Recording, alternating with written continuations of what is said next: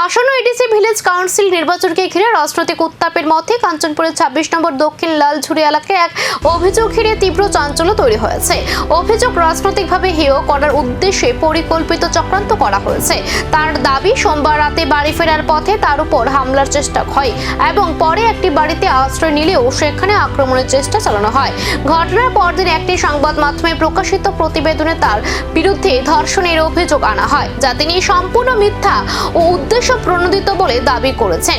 Booth সভাপতি আরও জানান, পূর্বেও তাকে প্রাণনাশের হুমকি দেওয়া হয়েছিল বলে থানায় অভিযোগ দায়ের করা হলেও কোনো কার্যকর পদক্ষেপ নেওয়া হয়নি। পরে তিনি অভিযুক্তদের বিরুদ্ধে জয়স্টে থানায় নতুন করে লিখিত অভিযোগ দায়ের করেছেন এবং নিরপেক্ষ তদন্তের দাবি জানিয়েছেন।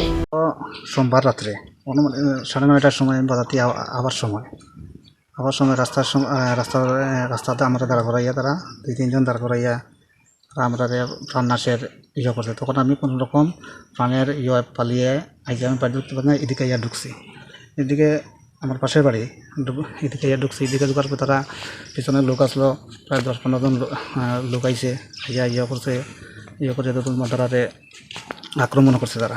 এরপরে আমি গ্রামের মানুষ আছে, গ্রামের মানুষে ডাকছি, করছি। তো তারা বিশেষ করে এখানে তারা 3 ভাই লোক, টিঙ্কু দাস, মিলন দাস এবং পন্নালাল দাস, তারা করছে। তো গত কয়েকদিন আগে টিঙ্কু দাস প্রকাশ্যে বাজারে আমার প্রাণনাশের হুমকি দিছে, আমার মার্ডার করবো।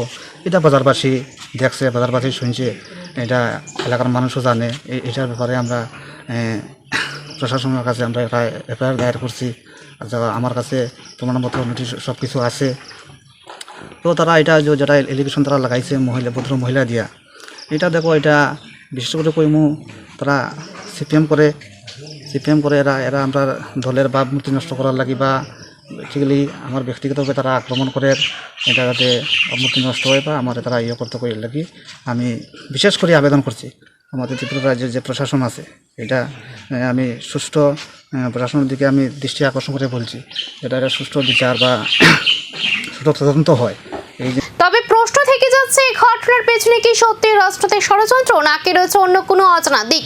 তদন্তের ফলাফলের দিকে এখন নজর গোটা এলাকার।